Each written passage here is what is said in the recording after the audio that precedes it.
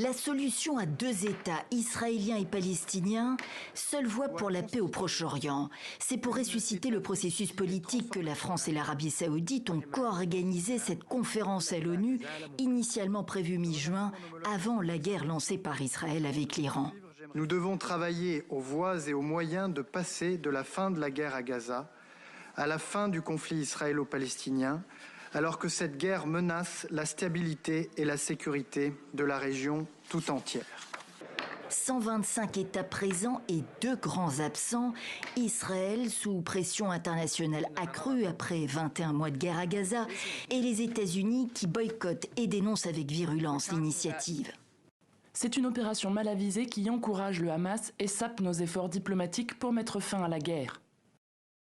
Mais à l'ONU, le secrétaire général Antonio Guterres défend au contraire une rare et indispensable opportunité.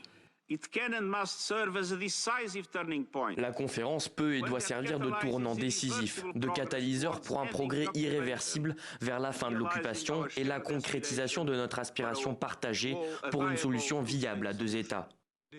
La Palestine est représentée par son Premier ministre.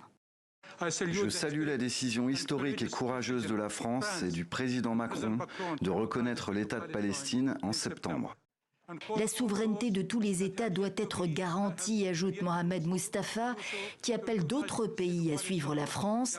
142 États membres de l'ONU sur 193 reconnaissent l'État de Palestine à ce jour. Seul le Luxembourg a laissé entendre jusqu'ici qu'il pourrait emboîter le pas à la France en septembre. La conférence se poursuit jusqu'à mercredi. L'autorité palestinienne, qui se dit prête à assumer la pleine responsabilité de la gouvernance et la sécurité à Gaza, réclame le désarmement du Hamas et le retrait total d'Israël de l'enclave.